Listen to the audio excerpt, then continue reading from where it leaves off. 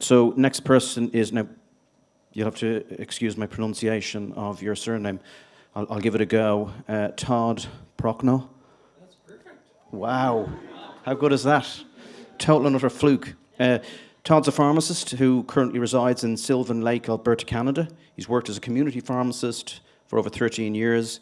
He has his authorization to administer drugs by injection and additional prescribing authorization. Todd's also a certified tobacco educator, or a CTE, and has extensive experience running a pharmacist-led tobacco cessation clinic.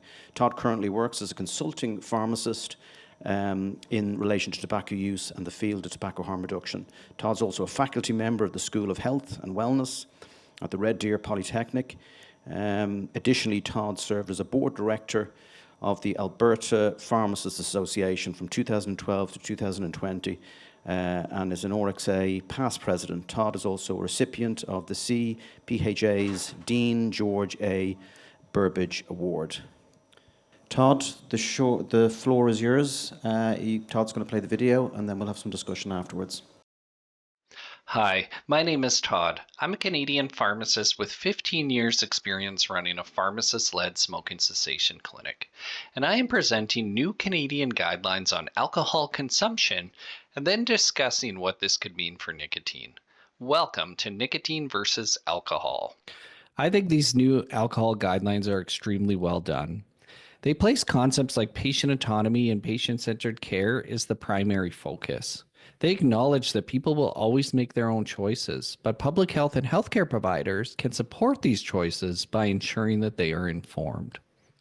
In 2023, new Canadian guidance on alcohol consumption was published after extensive review of the literature. These guidelines are unique. They don't prescribe a specific maximum of alcohol. Instead, they inform about risk and provide a risk continuum. What are the health consequences of alcohol consumption? Cancer is the leading cause of death in Canada, and the fact that alcohol is a carcinogen that can cause at least 7 types of cancer is often unknown.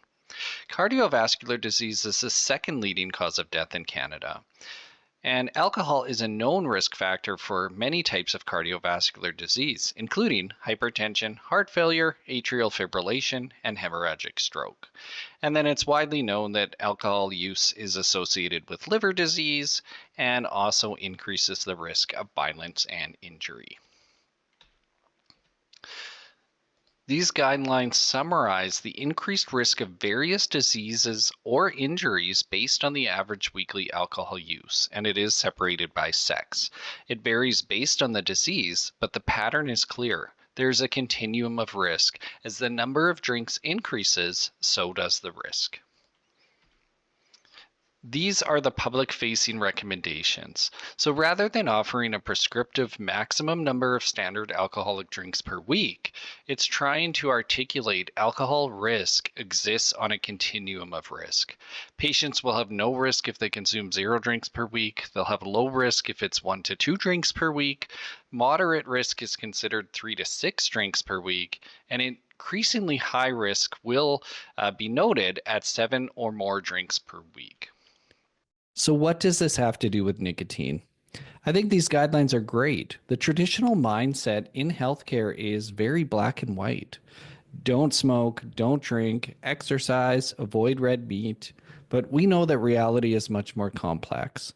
Patients will make their own choices regarding substance use and lifestyle. These guidelines acknowledge patient autonomy and aim to boost informed decision making. And importantly, they embrace patient-centered care, which is considered a gold standard in healthcare today. Nicotine has similarities to alcohol. Risk is highly dependent on how it is actually consumed.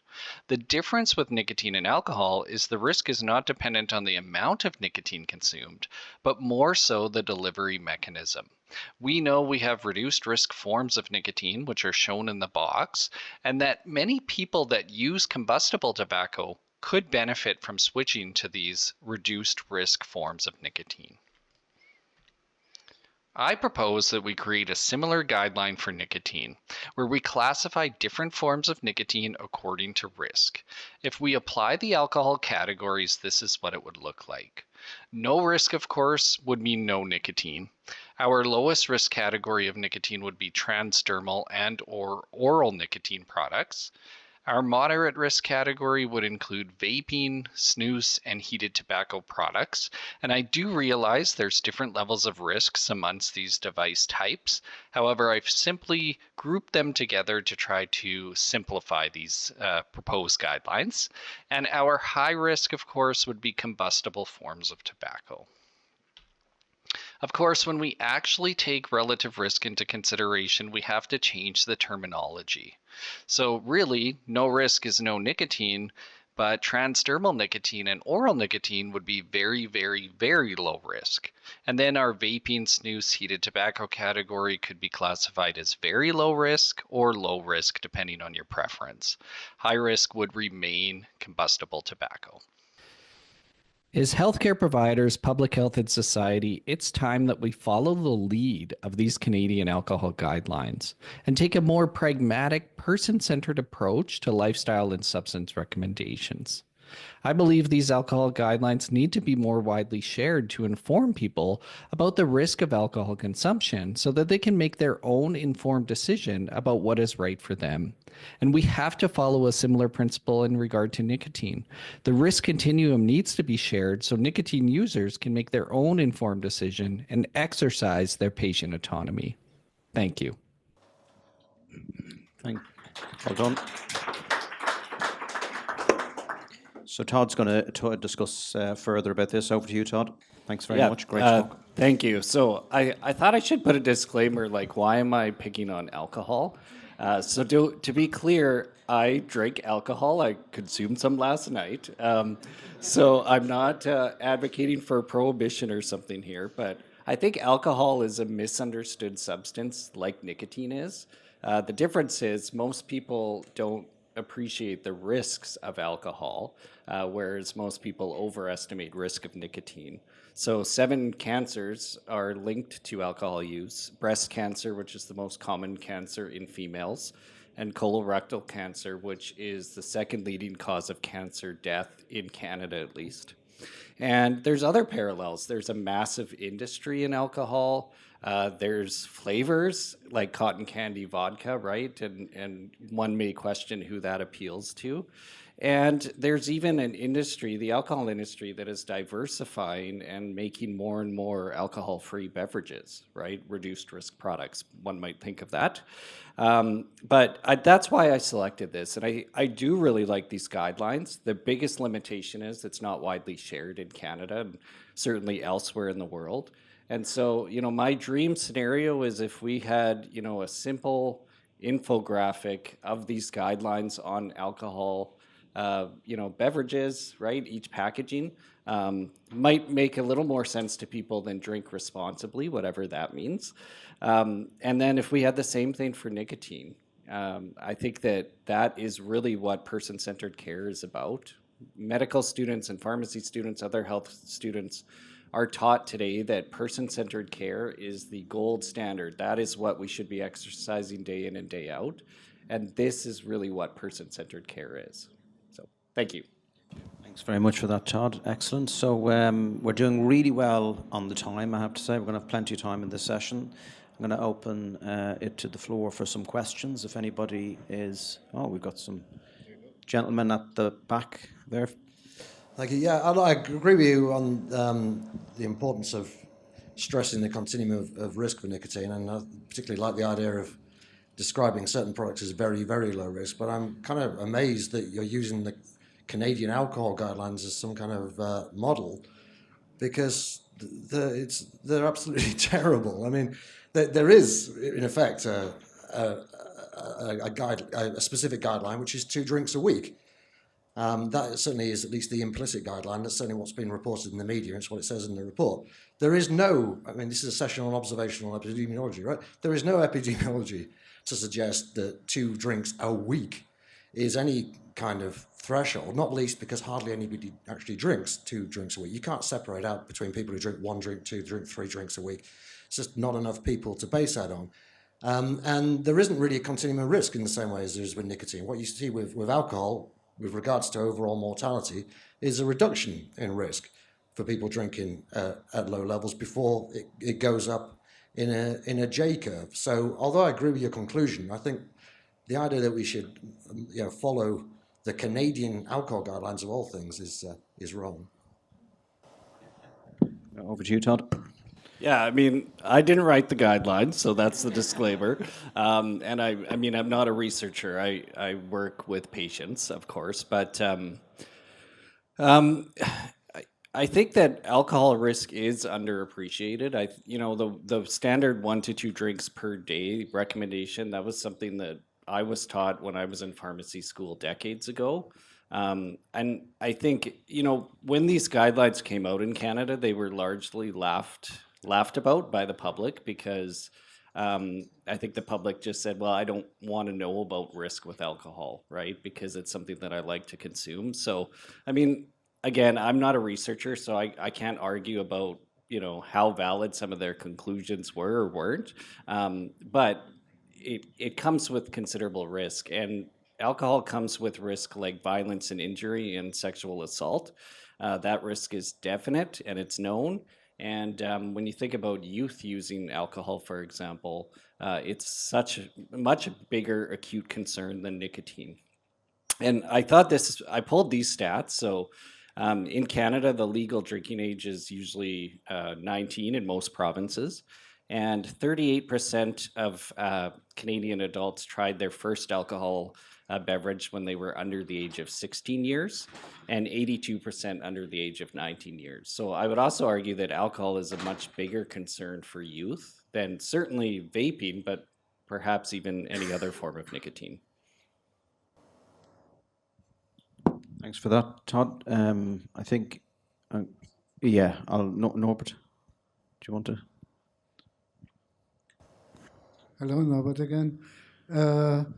I just want to point out, could you please point out in your presentations next time that nicotine has zero cancer associated with it, in contrast to alcohol? Yeah, absolutely, and I completely agree. I was trying to make the presentation about alcohol for something maybe a little different for GFN.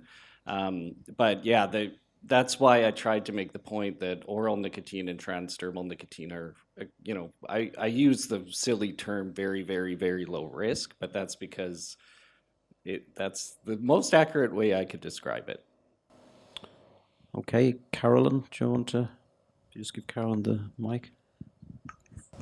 Just a quick two-parter. One is a comment, one is a question. Just in terms of a comment, I really resonate and support that, even though, yes, maybe the guidelines for the alcohol use aren't perfect, etc., absolutely, they use a very clear symbolism, traffic light system.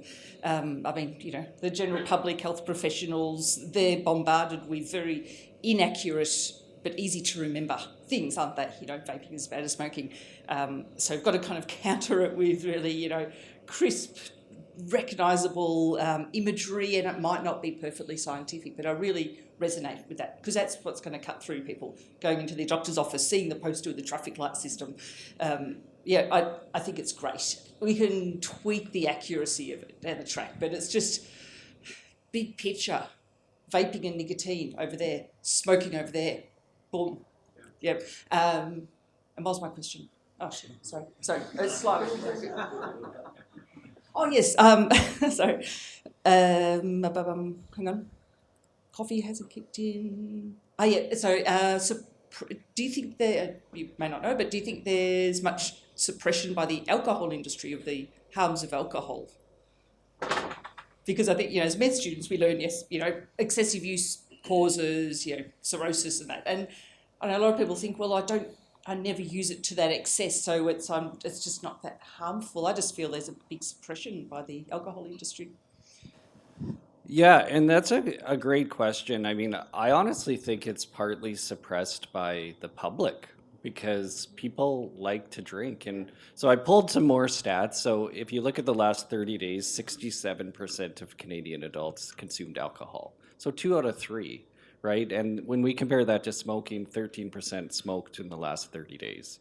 So 67 versus 13%. So, we've talked a lot about how, smoking, there's this stigma. Nicotine use in general, there's this stigma, right? That's kind of been a theme of the conference so far. There's not, at least in Canada, in the same way with alcohol, it's very socially acceptable.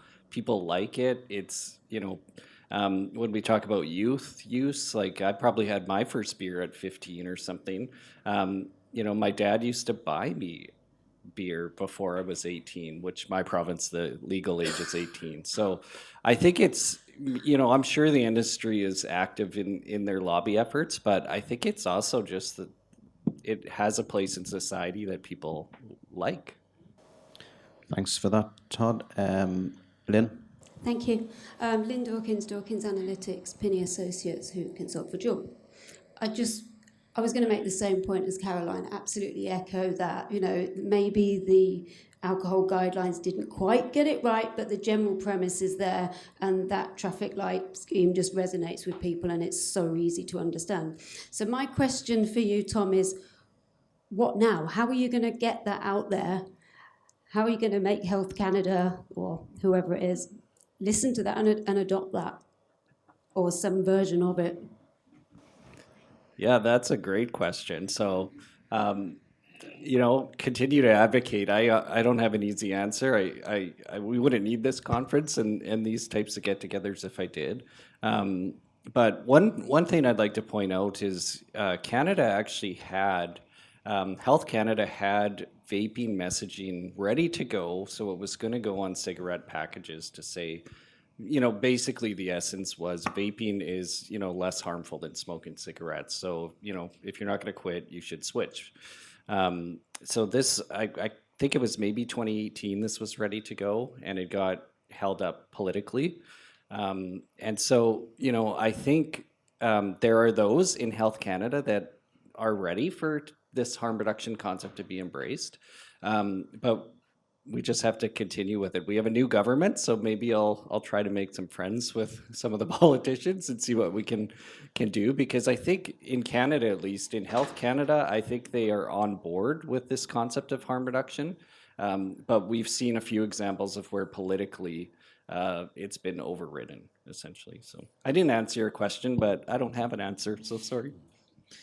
So thanks for that, Todd. Have we any more observations, comments, questions before we move on to the next speaker? Oh, we do. We have one more. That's good. This gentleman here. Hello, Claude Bamberger from Consumer Association in France.